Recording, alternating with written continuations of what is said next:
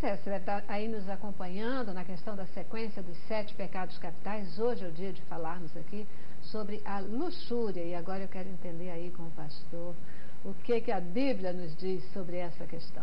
Nós já falamos em vários dos programas anteriores que essa categoria de 7 pecados é uma categoria aceita pela Igreja Católica Romana, mas ela não tem uma base na teologia bíblica. Perfeito. Porém, os pecados têm. Nós encontramos na Bíblia, em várias ocasiões, essa questão do desagradar a Deus, porque pecado é tudo que eu faço que desagrada a Deus. Parece uma palavra muito, né? Pecado, o que será isso? Que Deus não quer. Como Deus não quer? Quando a gente lê o Gênesis, a gente vê o que ocorre com o primeiro casal. Desobedece a Deus. Perde o lugar no paraíso, no Éden. E então há uma corrupção da espécie humana.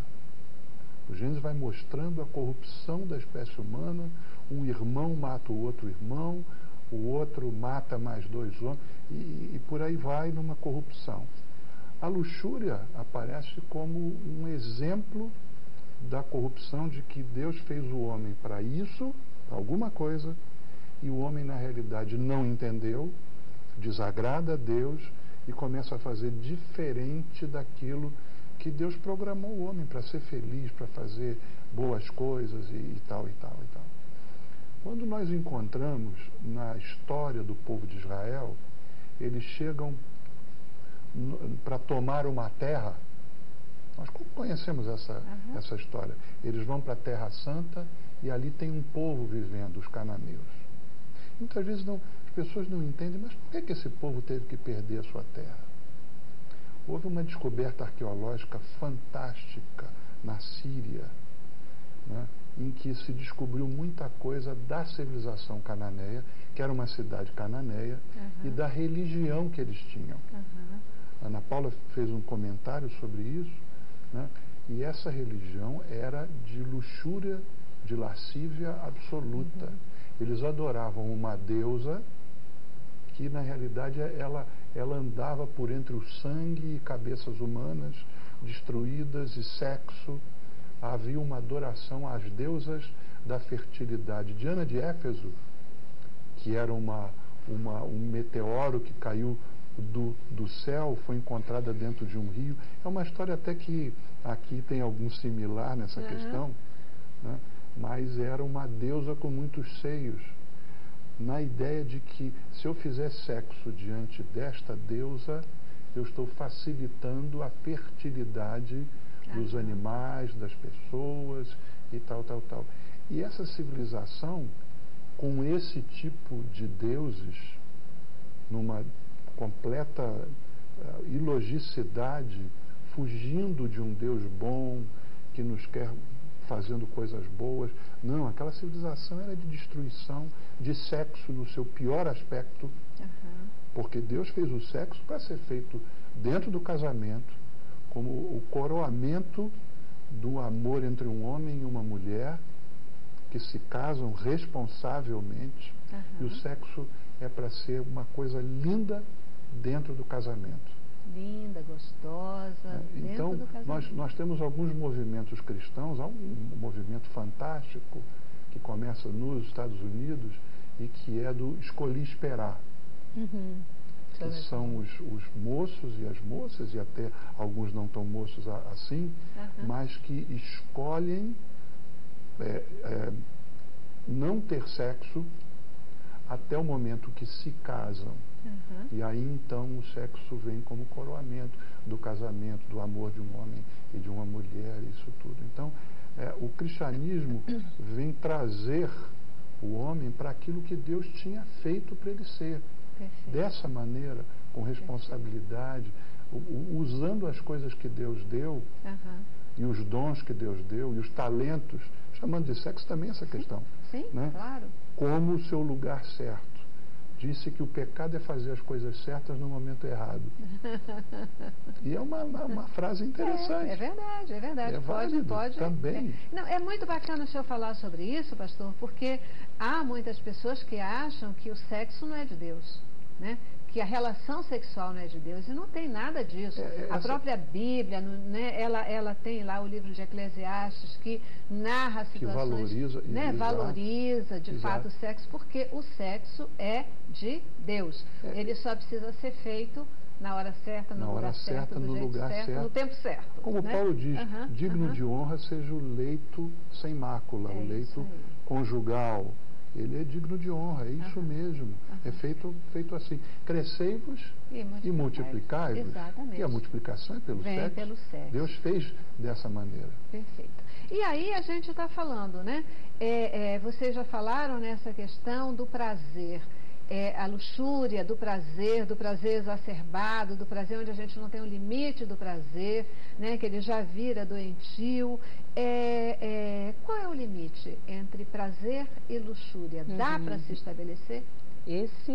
Essa é uma grande pergunta, porque o que acontece? A cultura do local vai determinar o limite. E isso daí é uma questão muito difícil. Porque às vezes a cultura está muito distante de Deus, né? Então, a gente vê hoje uma sociedade muito ligada, principalmente o Brasil, né? Eu estava escutando numa rádio de notícias e a rádio deu uma notícia muito triste para o Brasil. Os novos casos de AIDS no mundo estão abaixando e no Brasil está crescendo. Isso é uma coisa muito negativa para o nosso país. Não só na questão de saúde coletiva, mas indicando que a cultura do brasileiro está ligado a uma cultura do prazer imediato, do não cuidado. E isso é muito difícil de você conseguir modificar dentro de uma sociedade. Então, nós temos uma sociedade brasileira muito ligada ao erotismo. Né? É muito ligada ao erótico. É interessante. Dizem que a nossa sociedade ocidental é cristã. Na realidade, a nossa sociedade, desde o 1500, a nossa sociedade ocidental é greco-romana e hedonista. O prazer se torna o valor máximo, até mesmo aí numa igreja. Você se sentiu bem naquela igreja, então você continua lá. Essa é uma análise absolutamente hedonista. Eu não tenho que ir para o lugar que eu me sinta bem. Parece estranho falar isso. Ué, mas não é isso? Não é isso. Eu tenho que estar num lugar onde eu, conversando com Deus, entenda que é ali que Deus quer que eu fique. Aonde eu cause alegria ao meu Criador. Essa é a análise cristã. O meu pastor Vitor, ele tem uma frase que ele diz assim, às vezes choca também, né? Porque ele disse, nós não fomos feitos para ter prazer, né? Para ser felizes, nós fomos feitos para obedecer. Né? Porque, por incrível que pareça, muitas vezes é a obediência que traz a felicidade, que traz a alegria, que traz a vida plena. A nossa alegria, o nosso prazer está em obedecer e entrar exatamente no plano que Deus tem para cada um de nós. Deus tem um plano para cada um, por isso nos fez únicos. Exatamente. Um plano específico, e eu só tenho alegria e realizo o meu pleno potencial quando eu estou dentro do projeto de Deus para mim. No centro da vontade de Deus, né? Fazendo aquilo que alegra. E não quando eu estou fazendo tudo aquilo que me agrada. Às vezes, a lei de Deus é perfeita, boa e agradável. A Bíblia fala isso. Mesmo que nem sempre a gente perceba isso, né? Sim, a gente quer o prazer imediato. Verdade. Quando na realidade a alegria e ser agradável, muitas vezes eu estou fazendo alguma coisa que não me traz um prazer imediato, mas traz a realidade. A longo prazo. Que eu ajudei uma pessoa. Verdade. Eu gastei um tempo com um familiar doente. Esses aspectos são importantes para uma sociedade cristã. E saudável. Minha psicóloga, dá para marcar aí essa questão do limite entre o prazer e a luxúria? E falando sobre isso, é muito importante a gente considerar a dimensão humana. Tudo isso que a gente está falando aqui é permeada pela questão do desejo e do gozo. esse excesso, essa falta desse controle ou desse adequado, desse confortável, que é o que a gente está sempre tentando, né? Porque seria fácil administrar isso se houvesse um eu, um ego dotado da sua razão, tendo um controle absoluto sobre esse ideal, sobre esse possível, sobre essa coisa contrabalançada, né? O que se tenta. Mas é a outra parte nossa inconsciente que tem uma outra forma de pensar, né? E buscar essa satisfação que não está aí comparecendo, não está entendendo esse princípio de realidade, né? É o princípio do prazer. O inconsciente, né? Com todas as suas características e com todas as suas formas de estar buscando essa satisfação sem esse controle, sem esse jogo de realidade que o ego busca ter. A luxúria, ela atrapalha ou ela ajuda as relações humanas? Em que medida, talvez a pergunta melhor seja, em que medida como ela influencia as relações humanas? Eu acho que, desculpa, eu acho que luxúria é uma palavra difícil, porque luxúria, ela está ligada automaticamente a um desejo desenfreado. Então, a sexualidade, ela só ajuda. Então, o indivíduo, ele tendo o controle, ele tendo uma vida plena, ele tem uma sexualidade saudável, ele vai se amar, ele vai amar o outro, ele vai construir essa sexualidade dentro da família dele, até com os filhos dele, porque os filhos veem nos pais um espelho, então estão vendo essa sexualidade. A gente vê essa dificuldade, às vezes, das mulheres ou dos homens de estarem procurando parceiros. Você vai reconstruir a vida desses indivíduos, você vai ver, o problema está lá no pai, está na mãe, está nessa sexualidade toda difícil, em que às vezes a família se depara com uma coisa assim, tudo é luxúria. Luxúria é um desejo desenfreado, é um sem limites, é uma obsessão. Muito diferente de você ter a sua vida sexual normal, pensar sobre sexo, planejar sua vida sexual com o seu marido ou com um futuro marido, ter, por exemplo, sonhos pornográficos. Isso não é luxúria. Nós já tivemos um programa aqui que nós estávamos falando sobre sonhos. Então, na hora que o indivíduo sonha, ele está com o bloqueio, o freio social, ele está desligado. Então, você não fique pensando, meu Deus, eu estou pecando porque eu tive sonhos eróticos. Não, você está sendo ser humano, né? Um indivíduo o seu inconsciente trabalhando. Então, assim, você não está patológica porque você tem sonhos eróticos. Você não está patológico porque você pensa em ter uma vida sexual com o seu futuro marido ou com o seu marido, ou você está planejando uma vida sexual saudável. Nada disso é patológico. Tudo isso é muito normal, aceitável e positivo. Inclusive, a gente começou falando sobre as pílulas, né, de prazer feminino e masculino. O que há de errado nisso? Isso é luxúria? Não, isso não é luxúria, se for bem utilizado. Agora, o que a gente vê dentro da área de saúde?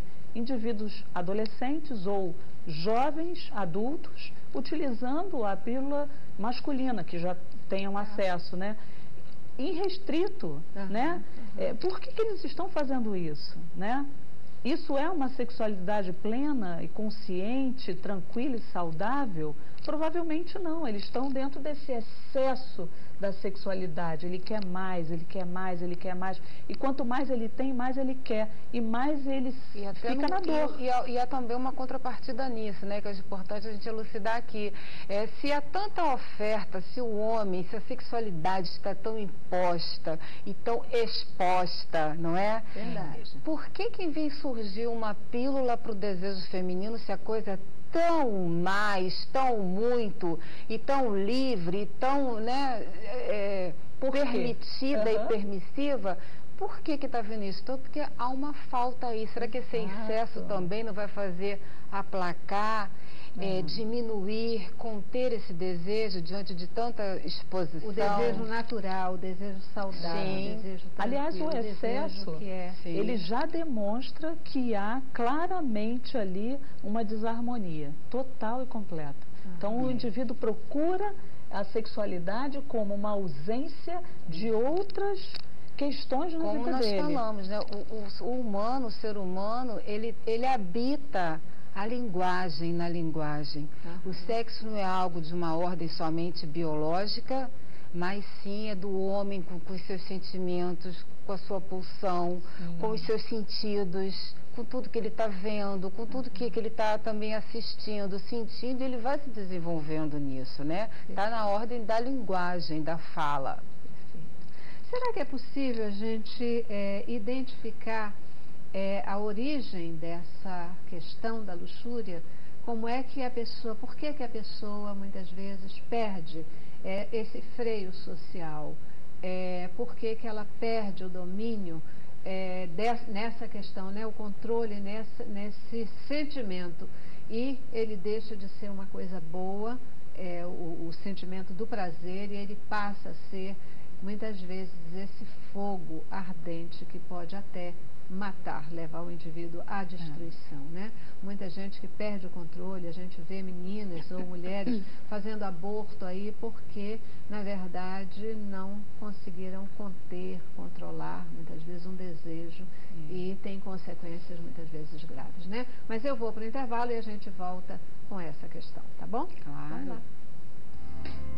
Cabeça pra cima.